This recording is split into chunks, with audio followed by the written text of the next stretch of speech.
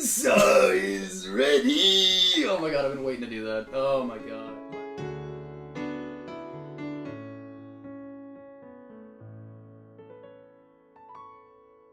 Hello, welcome to Pizza Time. I'm Zane. I'm Casey. This podcast is your one-stop shop for all things that are specifically about Sam Raimi's Spider-Man films. Arguably some of the best films ever made. Arguably the best Spider-Man films ever made. Wait, confirmed the best Spider-Man films ever made. Arguably the best film ever made. There's a slight difference, but I think we've narrowed it down. Yes. I don't think there is anything better than Sam Raimi's Spider-Man films. Yeah, of course. Of course. I've seen several films in my life. Right. I've seen The Amazing Spider-Man. Yeah, the other one. And it was not good. Yeah. In fact, it was grating, and it made me want to vomit because Andrew Garfield. Yeah, not even worst. Peter Parker. Not even Peter Parker. Peter Parker is Tobey Maguire. Peter Parker doesn't fucking skateboard, Yeah. first of all, like an asshole.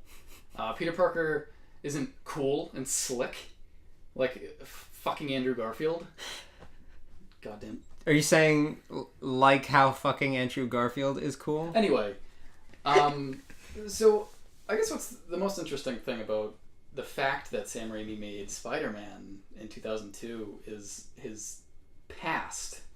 You know, like, it's always fascinating to go back and see, you know, his earliest work was some, like, grungy, gritty B-movie made on, like, a shoestring budget, you know, out in the middle of the woods with his buds. And then he keeps bringing his friends back, you know? Mm-hmm. Like, if I can totally see... Like, that's the whole Marvel thing now, right? Taking indie directors and making shitty, generic... Not shitty, you know? Horrible. There it is. That's a better word. Horrible, cookie-cutter, generic movies with no heart. Right. And basically taking away all creativity from the director. Whereas Raimi, he came in indie, you know, styles and stuff, you know, being himself. And then he created something that was so himself. And he kept his vision. And he kept doing everything that he wanted to do. And that's why the movie came out so perfect. Yeah, exactly. And I think a lot of people, when they watch this movie, really can grasp how pure it is versus how nowadays everything feels a bit too CGI driven. Like in Spider-Man Homecoming. Oh my god. It's just... Yeah, we don't like to talk about it. Yeah, it's just... It feels fake, whereas in this movie, for some reason, you can just tell Tobey Maguire, even himself, believed that he was climbing that wall, or that he was jumping over those buildings. Fun fact, I would not hold it against Tobey Maguire to, after filming that scene, go outside and just try it. I heard that he did. Yeah, I heard that he tried. They had to shut down production for a few weeks because he broke his leg. After, and this definitely isn't a reference to the Tom Cruise movies, right? Mm-hmm. No, this is Tobey Maguire. No. Yeah, he didn't, you know. Toby did it first. Yeah, and then Toby went on to drive his own helicopter through some mountains while a mustachioed Henry Cavill chased him. Anyway, let's just talk about the Mission scene. Impossible 5? Oh my god, what a glorious film. That's like the best. Anyway. I heard it was the 5th most impossible mission that ended up being possible. I mean, by the end, it's very, very close to being impossible. All right. But, I mean, no spoilers here. Mm-hmm. There are 2 coming out after, so it was pretty possible. They ended up getting it and acing the mission. Especially Ving Rhames. Oh. How do you think it would be you being handed an impossible mission and saying, for the first movie, you say, right. Brian De Palma. Oh, this is impossible? Yeah, and we want you on the case. Why? What? What am I gonna do? Brian De What Palma. am I gonna bring to an impossible why mission that's gonna make it better? So, this, you know, self-professed impossible mission. Yeah. That, you know, the word impossible tends to mean not able to be done. What is it about me? This short, you know, ruggedly handsome Scientologist. Mm-hmm. And we're not talking about Tobey Maguire right now, right? He's not short. So, absolutely not. Right, he's taller than he looks because he hunches. He's taller than he looks because he hunches. But he shouldn't. And he shouldn't. You know, I heard Aunt May has been saying that often. She used to tell him that all the time. That's how she was smirking in her comatose bed during that sequence. Yeah. She's always been like, you know, oh my god, stop hunching, Tobe. Tobe. Tobe, good old Tobe. Tobe. For some reason, even though his name was Peter Parker, she would always call him Tobe. Tobe. I heard he just preferred it. It's a very handsome name. So he loves Toblerones. When you add an E into the name, too. I think Sam Raimi's just the cutest little man in the whole goddamn world. Because everything that he does, you can tell who his group of friends are. Mm-hmm. You know, like you pointed out, hey, isn't that the guy from Evil Dead? Yeah. In that voice. I was like, are you wrestling. okay? And you drank some water after that. And you cleared your voice. And then Bonesaw. Yeah. Bonesaw is ready! Oh my god, I've been waiting to do that. Oh my god. My high school marching band, we were such big fans of Bonesaw that every single time our football team would get a first down, we would do that. We would do, Bonesaw is ready! And every you had single the, time. Cardboard cutout saws, and you started cutting on your We arms. all That's use the, awesome. yeah. So, and anybody that didn't have it would just use their instruments, so the trombone people would just be rubbing that thing against their arm. I heard the tubists' forearms just got ripped by the end of the season. Oh yeah, because it's just all one hand thing. But one hand got ripped and the other actually got ripped off because the edge of the tuba is very sharp. Notoriously Yeah, sharp. yeah. And so that was actually kind of like sawing your hand off after a while. So yeah. it was a traditional bonesaw. Bonesaw really was ready. Wow. Or maybe not as ready as one expected. You know, when watching Spider-Man, I didn't think there would be any casualties, but dear Lord. They're all tasteful, though. If you're gonna be cutting your own arm off, do it in the name of Sam Raimi's greatest trilogy. Yeah, right? Exactly. How many trilogies do you have? None. Sam Raimi has 2, and they're both really good, and one of them's better than the other because it's more consistent. Spider-Man. I have a checkered past with Spider-Man. Hit me with. In fact, so I recall Spider-Man 1, saw it in the theaters, loved it. I was a little cherub, little baby boy. Right. Movie came out in 2002. I was like 5. Wow, yeah, I was like 5 when that movie came out. That's crazy. Maybe I don't remember it. I don't know. I do remember seeing the second one in theaters, and then I do remember receiving the second one on DVD. But the reason that I'm a felon now, and I've been to jail, is because my grandparents bought me Spider-Man 2 on DVD for Christmas. That wasn't a Santa gift, that was a grandparents' gift. So my grandparents put that under the tree, and at the time I was like, I don't know what this is, it looks like a DVD, and I've always loved movies, so I was like excited to know what it was. And so one day, I must have been feeling rambunctious or something.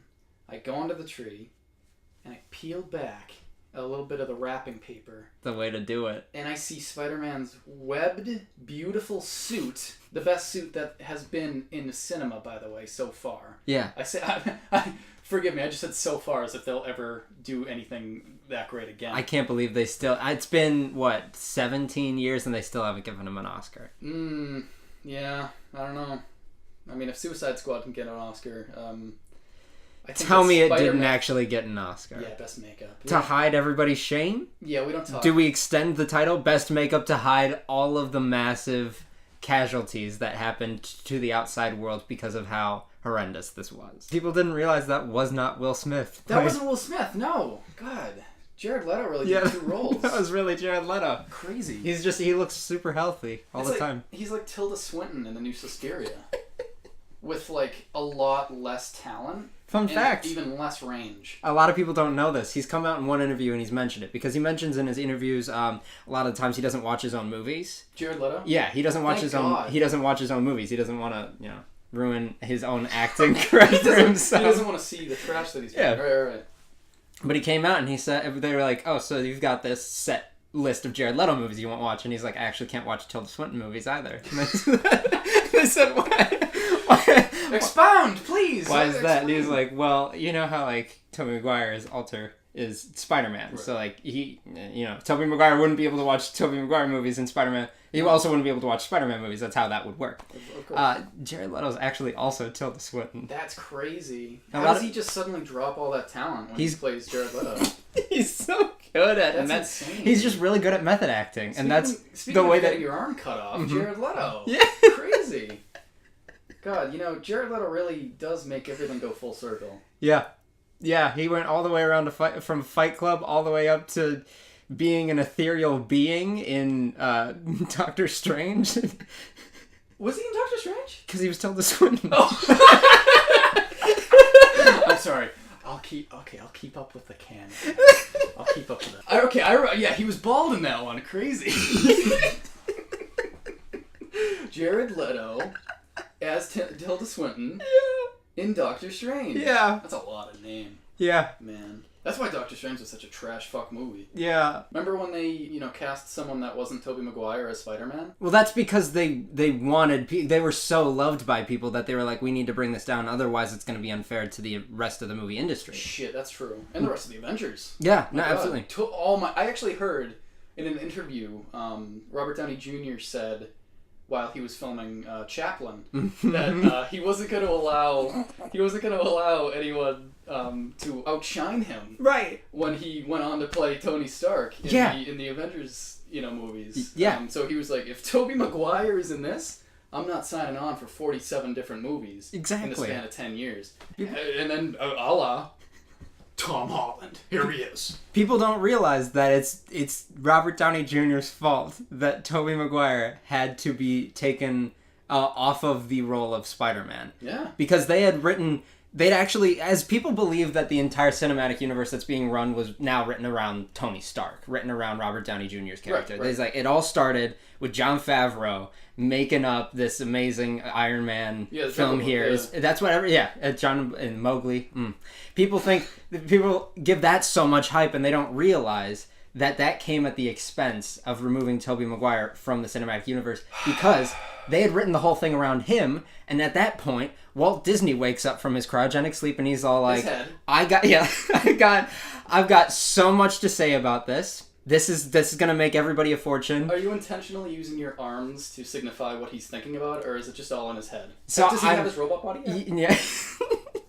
No, that comes with the Tony Stark times, because that's when they realize they can make him the robot. Duh. Yeah. I'm an idiot. It's because that's the whole thing. Walt Disney's all brains when it comes to Tobey Maguire. Yes, I heard that. But as soon as Tony Stark's in the picture, he's like, all right, well, now I too should have a robot body. That makes so much sense. Doesn't it, podcast listeners? So, hold up. So, I think we're actually stumbling upon a genuine conspiracy here. So, you know how Iron Man 1 is like widely regarded as one of the best Marvel movies out there. Yeah, it really is. Marvel Cinematic Universe, obviously, Spider-Man is the best of course Marvel movie ever made. Yeah, for sure. And it will continue to be until, Spider-Man 4. Until Tobey Maguire shows up for the remake, yeah. Yeah. It's going to be like Logan, but Spider-Man, and he has to raise a young girl with mutant powers. Anyway, so Walt Disney famously created the Disney brand. Right. I can't remember where he got the name Disney from, but he is... Oh, it's actually, if you wanted clarification on where he came up with that, it was somebody said to him while they were stoned out of their mind, he was like, what animal what animal do you think could make you laugh the hardest? And he said, you know what? If I think about it, if a mouse can run through my house and instead of me screaming out of fear, I scream out of laughter, that'd be quite the knee slapper. And they said, wow, that sounds like a great idea. Wait, which knee? And then he pointed at his knee and he said, Disney. Disney right here. And then they ran with a Disney and the mouse, and then, yeah, go ahead. Go on. People always say he was a genius. Mm-hmm. And now I know why. Yeah. Oh, what a clever name. So Walt Disney, back to my point, he's all brains. Right. Literally, because he doesn't have a body. Exactly. And what are the Sam Raimi Spider-Man films? All brains. They're very brainy, they're very, I was going to say heartfelt, but he doesn't have a heart. But when you get your heart, when you get your head cut off, and your heart goes up into your brain. Yeah, of course. That happened to him. Right. Anatomically, that's an accurate statement. Yeah, where the pieces all just flood to the head. To Everything floats to the top. All the cockles, everything floats down there. That's why, that kind of explains, the reasoning why that movie is so good. And then the fucking Marvel movies are so robotic and so heartless. Which explains why they're all the same friggin' thing over and over again. They lost the brains to write them correctly, and they lost the heart to give them the proper emotion. It's like The Wiz. Yes, exactly like The Wiz. There's no brains in making The Wiz. That was never a brainy idea. Oh, rest in peace, Michael. I don't know if we should like you anymore. If you want to talk where the emotion really was, Sam Raimi makes it very obvious with like the people in the first Spider-Man movie. Every time there's like a person in a burning building and they're like freaking out about their babies in the burning building, or someone's about to be caught in the worst mug scene of their life. Yikes. You can genuinely like feel their fear, like you genuinely believe their emotion. It doesn't feel scripted. You know what we call that? Mm-hmm. Acting. Yeah, that's exactly what they've been missing all these years. Yeah. And then what do we get out of Black Panther? I never freeze. That's like it. Well, I mean, to be fair, he didn't freeze. Mm-hmm. You know. He should have. That's not true. He did freeze. He was literally sitting in snow. You know what? Fuck that movie. Dear Lord. You know, I was on board with Black Panther. I watched it again recently. I thought it was pretty fine. All right. Pretty fine movie. Too much CGI. Looked like poo poo caca, but he froze. Fucking Kevin Feige. Is he gonna freeze again? In the next one, you gonna lie about that too? Fucking In the next one, his catchphrase will be maybe once. maybe I froze once, never again. Never again. Just don't get fucking shoved off a waterfall then. Dear Lord. So what's your past with the Spider-Man films? How did you come to enjoy them? I saw the first Spider-Man in theaters, as did the second and the third, of course, because once you saw them all. Yeah, once you get one, you can't get enough in theaters. It's a drug. Yeah. It's a good drug. And it's this might sound like an insult, and I promise it is of the highest honor. It is a movie that for the second and third, when the theaters were sold out, I said I very willingly want to sit at the very, very front, not seats to watch these movies in IMAX. Oof. So like, you know, there's where the bar is. It's literally the line of what counts as seats, and then the rest are just they shouldn't be owned by anybody. I'm at the front there with literally a 90-degree angle on my neck, looking straight up at Tobey Maguire's face. Is that why you have that neck brace? Yeah, Still? exactly. Wow. It's there because of how often I go back and do that too. So at this point, it's also just kind of comfortable when I look up and do that. So you're the person who keeps renting out the theater? Mm-hmm. It must be expensive. I have to. But Yeah. I got into the video games also, because I have my GameCube and my GameCube back home, and they released one of the most wonderful games, well, I should say, one of the most wonderful games of all time, which was the amazing Spider-Man game that they came out with at first, which was have you ever dreamt of your webs sticking to literally the atmosphere? Wow. Because I have once, but it was a fever dream. They give you all of the freedom that you ever wanted as Spider-Man. After showing you how all the webs stick to the buildings and whatnot, they said, just give them the creativity. Just if they want to swing, you literally just in like foot after foot, you're just swinging in the same. You're just singing. You're just swinging in the same area. I assume it only gets better. It's still the best game I've ever played, and I've only gotten like 10 minutes into it because spoiler alert to anybody that's never seen the movie. Yeah, it's huge spoilers. Sam Raimi's 2002 Spider-Man. There's a scene where Big Ben, I like to call him Big Ben, rest his heart, doesn't really make it. You know, he doesn't really make it out of the street alive. He tripped onto that guy's pistol and he accidentally got shot in the chest or something? Yeah, I guess he got shot in the chest. I guess the scene they never show you is the scene between the mugger going up the elevator and when he passes Big Ben. Now, he's in Big Ben's car. Yeah. Obviously, he got in the car, but did he shoot him in the car or did he shoot him? Whatever. You know what? Raimi knew what he was doing when he was like, you know what? I'm going to leave that up to the creative imagination, and you know where the story's being driven. Yeah, literally. And whatever hits Big Ben's car. Yeah, wherever. Yeah, it's being driven all the way through Big Ben's car. You know what's coming next, so whatever hits you the hardest, especially if it's Tobey Maguire's tears, because that man, I have never physically felt physical pain in a movie until I was hit by one of those Tobey tears. Yeah, I legally can't emote, and that movie just brought me out. Yeah, you know, all the tears. But in the video game, every time I get to you see the guy that's going to kill Big Ben, and then you follow him to the warehouse. Every time I'd get to that part, because you got to fight him. I never won. You never won. So Big Ben dies, and you also die. So Big Ben dies, and I say, I'm gonna kill this bad guy, and then he would stab me, and then I would also be dead. So Aunt May, poor Aunt May, she gets 2 calls that night. Oh man, any superhero movie out there, not strictly featuring Mr. Maguire. Mm-hmm. I mean, just think of what they had to do. They had to put Incredible in the Incredibles name. They had to put Amazing in front of Andrew Garfield's Spider-Man. Yeah, you don't have to put anything on Tobey Maguire. Spider-Man. It's just Spider-Man. And then 2. Yeah, and 2, then 3. Maybe 3. And all I was hearing with the other titles you mentioned were misnomers. I just feel like, I don't know, Incredible. I mean, he ended up not being strong enough, so yeah, he's not that incredible.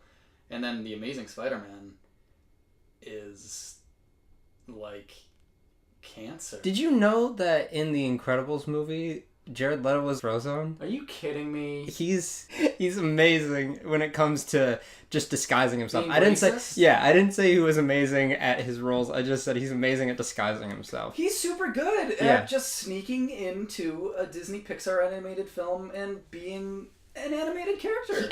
He was originally the only live action person within the film. It was jarring. Yeah, and they put the dots on him too, and they were going to keep him in. But then they, after motion capturing him, made Frozone around him, and he just wouldn't stop saying really, really sexist things. Also, he wouldn't stop talking about his band 30 Seconds to Mars. Yeah, and he was just plugging it, and he was shouting so often that they said, "All right, we need someone else to come in here and voice over for him." So they brought in Sammy J to just voice over, and they were like, "All right, this guy yells to nobody else on screen for like a full 5 minutes. We need you to come up with something." Oh, and is that kind of why Frozone screams at his wife? At Yeah, the end? yeah, exactly. Where's my super suit? Yeah, that's exactly. Jared No, Leto? it's exactly why, because Jared Leto was just yelling at women for like 5 minutes on camera, and it was They just animated all yeah, that, it was didn't it a was lot of money. It was just him on camera, and he wouldn't stop yelling. They're like, "Well, we need to cover this with something else," and they're like,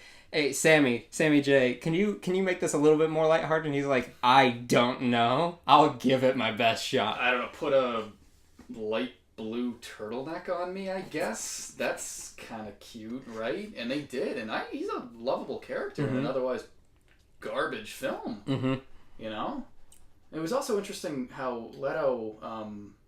I think they might have missed this in the animation process. Right. They actually included all the used condoms that he sent to his cast members in Suicide Squad in The Incredibles. Is this for real? For real? It's like legitimately true. Oh my Like, god! I thought it was a bit. I thought it was a bit. No, that's too fucking weird. It's Oh also my not God. a bit that they did include that into The Incredibles. This is a question I didn't think I'd have to ask, but I have to Hey, ask. shoot. Were all of the used condoms all his?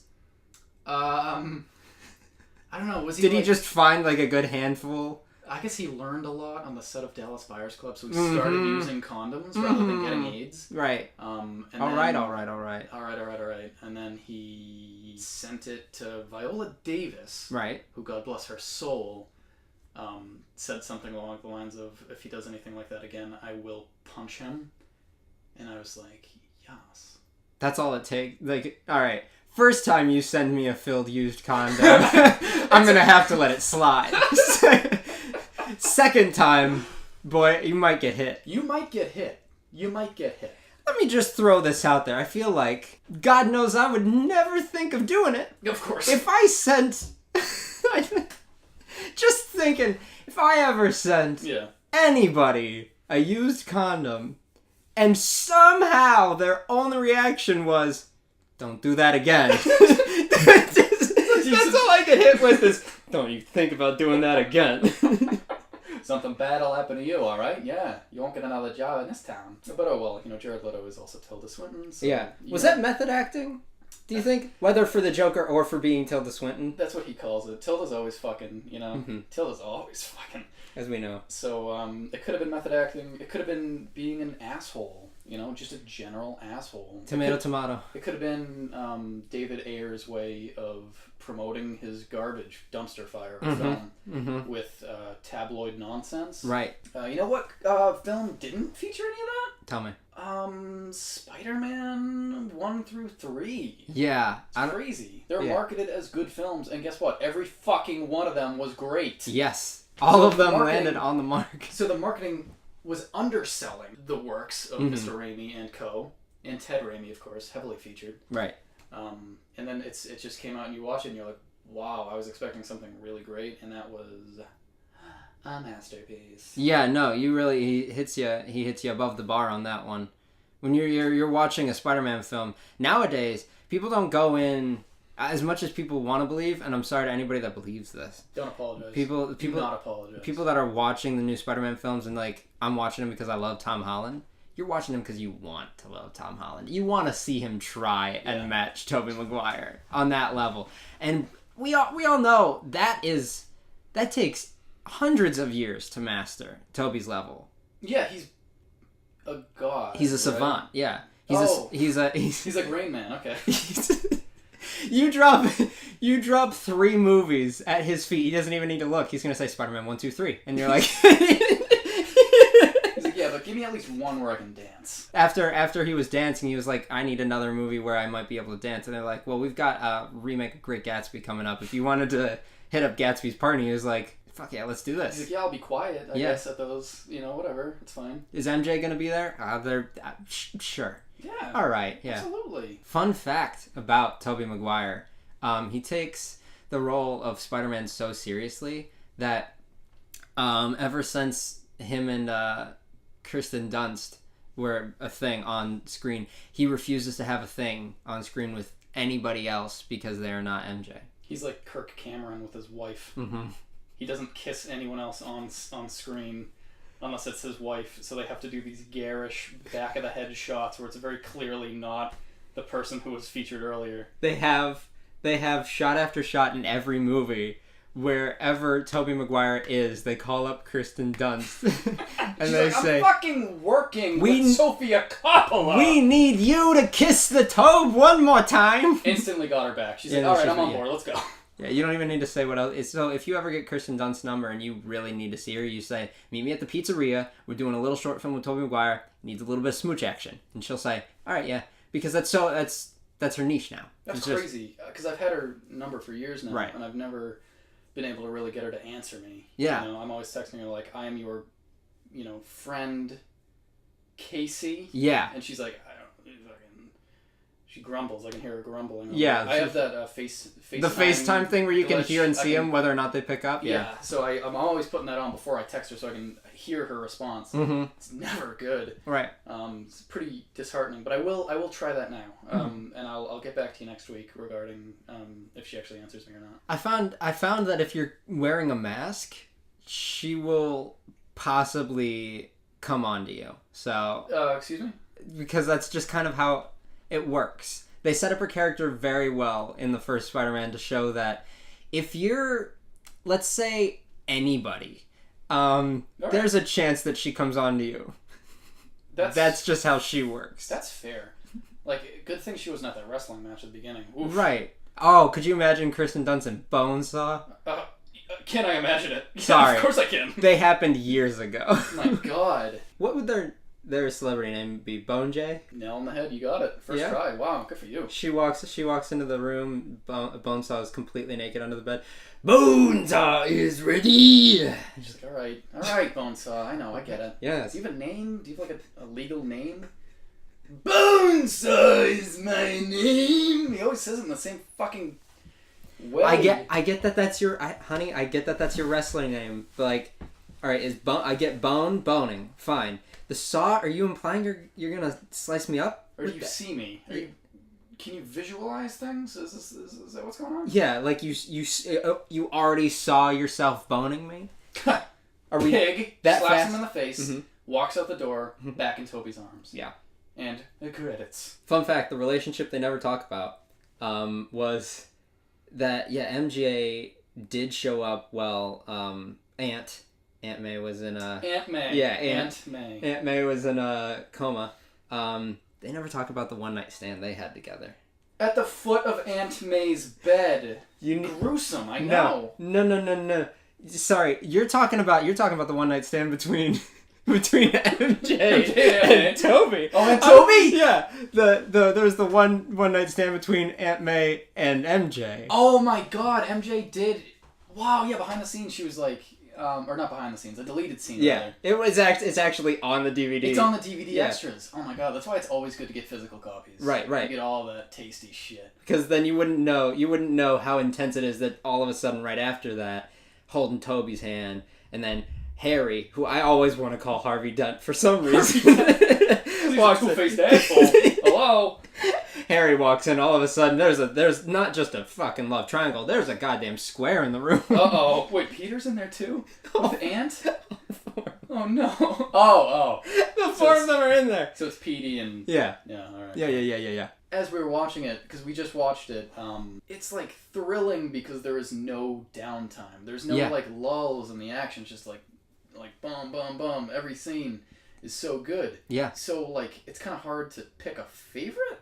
But I guess of the sequences, like you have a favorite action sequence? Okay, that's what I was about to say. Because like favorite cinematic sequence, legitimately, when it shows Spider-Man's face on the bridge, and then in one half you can see MJ, and the other half you can see the kids. Because that's like the perfect way to say he's gonna have a decision here to make. And you're like, oh, what the hell's Toby gonna do? Because at this point, we're not really rooting for Spider-Man. Like we love Spider-Man, but we're rooting for Toby. Yeah, we're always rooting for Toby. Best action sequence has to be the legitimate action sequence that we don't see at first, which is when he enters the flaming building, and then an explosion goes off, and then the baby is safe. Do you think he put the baby in his suit? To like mask the... Has to, right? Yeah, under the suit. He's got a lot of breathing room, first of all, in that suit. He just peels it open or something, I don't know. But the way this plays out in my head, and this I love the way this goes down. Tell me if you disagree. Oh, I will. So, obviously we know Green Goblin up there as Grammy. Screaming? Mm-hmm. Same floor as Baby. Yeah. Mm-hmm. God, yeah. Did he see the baby? He goes in there, sees Baby, sees Grandma probably. He's like... Because they're both there. Gotta go for the kid first. Of course, one on the way out already, so... Explosion. Obviously, Green Goblin's okay. Great. Because he's got that sweet green suit. Because he's got that sweet, sweet green suit. Everybody tells you eat your greens, and that's because it'll help you survive explosions. And have yellow eyes. Yes. And so saves Baby, comes down, hears screams coming up, and he's like, oh, that must be the grandma I saw earlier. He was a big sigh. He's like, oh my god. I left you for a reason. I have 2 arms. Yeah, I saved you. Do you see? I'm sorry. Did you see the end of the movie, Grandma? I saved MJ and an entire trolley of kids. While also holding onto a string. Yeah. Friend. He's able to swing through the skies, hold onto MJ, and alternate hands. Yeah. When he's swinging. Yeah. So like, he's got some good legs. I'm assuming. He's like just got him wrapped around MJ's like torso. And she's like uncomfy, I'm sure. Yeah, she says at some point that she's got like this high school girl crush on Spider-Man. And I'd like to believe it happened before the kiss. Like, I'd like to believe it was like the second that he wrapped his legs around her. She was like, yeah, those are some firm thighs. She's like, ooh, it kind of hurts, but I don't mind it. Yeah, it's like, so here I am in the sky being webbed to the roof of a place. Tight legs around my bod. Right. Could I get used to this? Well, I'm blushing. So my face is giving away hints that maybe I'm into something here I didn't know. That was horrible. Forgive me. That was my... I'm acting. I'm an actor. I'm trying to portray what she was thinking. You know what I like about Spider-Man? What? I liked when he was fighting... Grandma in the burning building also. Yeah. But then she takes off her cloak. Right. And she reveals her true identity, and it's the Green Goblin. It is the Green Goblin. It's the Green Goblin, Grobby, if you will. Time's up, Grobby. Time's up, Grobby. And Grobby throws over some of his little gadgets. Mm-hmm. He keeps getting gadgets. He's got gadgets up the wazoo.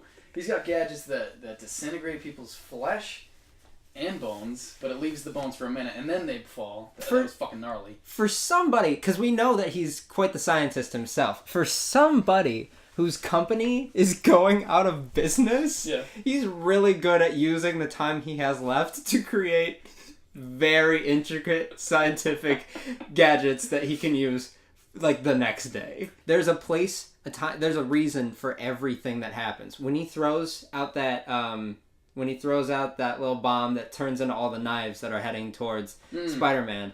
Harrowing sequence. Like we had talked about, it's very interesting that even though The Matrix came out, like 3 or so years before It came out 3 years before. Yeah, it's very interesting that The Matrix took that scene from the first Spider-Man. It's bizarre. Like, I understand there is prescience, but that is crazy. 3 years and you stole it still? And I know this is gonna sound weird, but it was their homage to The Matrix homage to the movie doing it first. So it was it was math. it was checks out. Toby did it for the fans of when the guy in The Matrix did it for the fans of when Toby had done it first. Speaking of another moment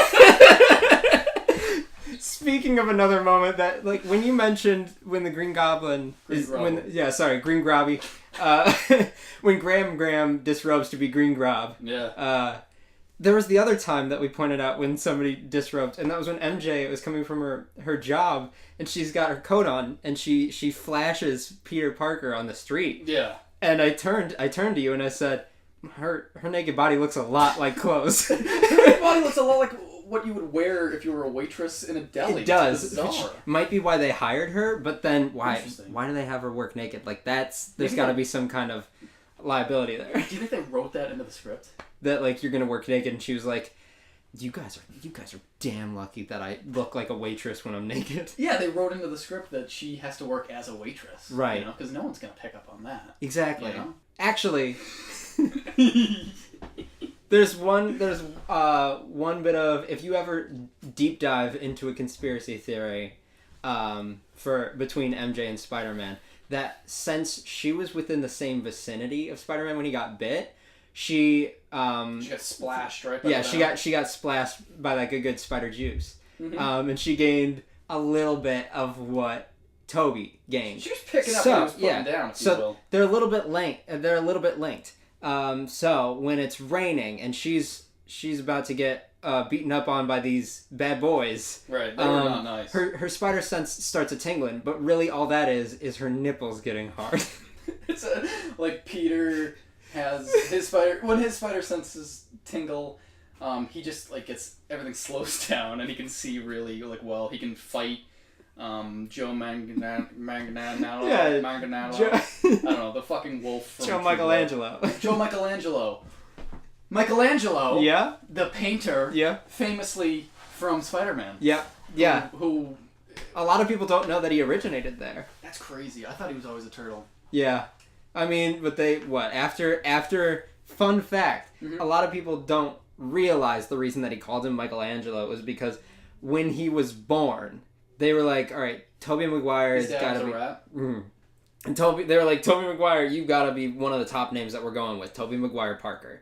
Right. And they're like, we got to pull it back a little bit. And they're like, all right, what about this? I was just with my buds in the sewer, and we were looking through all these trash, and my buddy Michelangelo turns to me and he was like, this might be the perfect piece of trash I've ever seen in my entire life. And he's like, what about Michelangelo Parker? And then Michelangelo was famously holding up the DVD of Suicide Squad when he was saying that. He was like, I just found the most tasty piece of trash right here. Tasty piece of trash. You're going to love Jared Leto playing two separate parts in this film. Yeah, dear Lord. Yeah. Aunt May is like, I guess, you know what? Let's take the lesser two evils so we can agree on all this, because that's too good. We got to give him a little bit of a boy name so he can start out and then he can rise to the cream of the crop. Right. So we're going to go with Little Peter Parker. Little Petey, his birth name.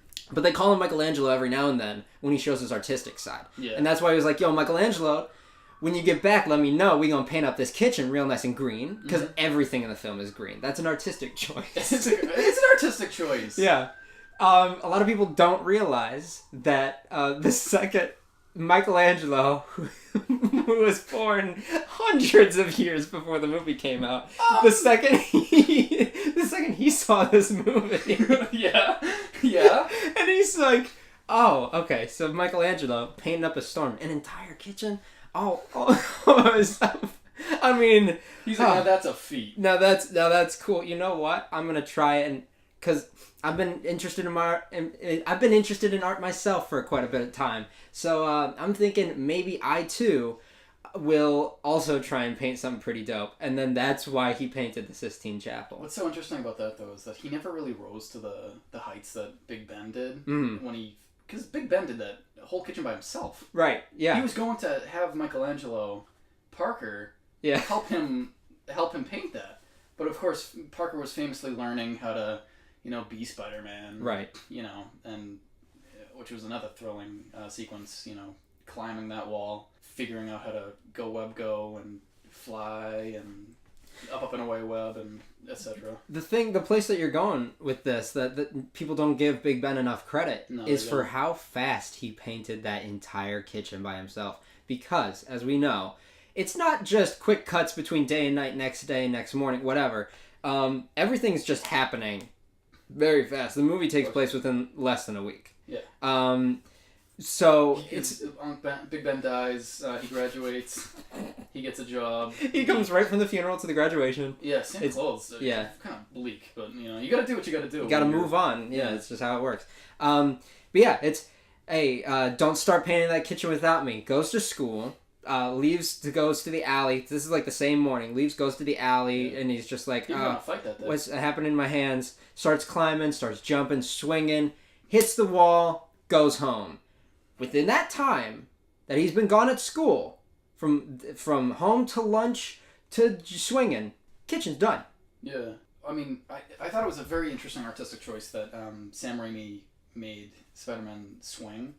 So he gave up his wife to have sex with another man. Meanwhile, Parker had sex with another man's wife. Yeah. So they're just kind of switching. It was interesting like double entendre, if you will. Swinging back and forth. For swinging, you know.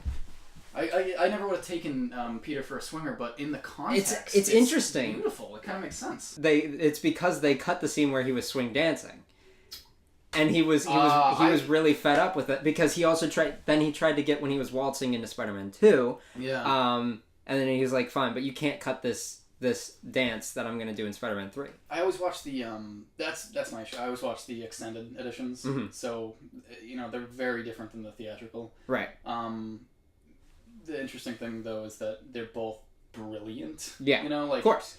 Like Lord of the Rings extended editions. Mm-hmm. They suffer from some pacing issues, in my opinion. Right. Still great, Still love me some P.T. Jackson. Right. Good. But the Spider-Man extended editions, they have the same phenomenal pacing as the theatrical versions. Exactly. The swinging scene where the high schooler is not only married but is also experimenting sexually with his wife openly. Right. Gorgeous. It Yeah. says a lot about having this power, but also having responsibility. With this power, it's just kind of gorgeous. Really tells a story about a man coming into himself. I don't know. What can we do next week? Tone it down. Yeah, we just gotta have our blood level get a little bit lower. Maybe give ourselves at least 4 hours after watching to just cool down. Maybe take a jog. 4 hours is kind of the. Yeah, as soon you got to pass 4 hours, and then if that feeling's not going away after 4 hours, you got to contact someone or watch another film. Mm-hmm. Sam Raimi film rather. Yeah, Sam Raimi Spider-Man film rather. Dear Lord, I'm already getting off track. All right, yeah, we gotta go. Bye.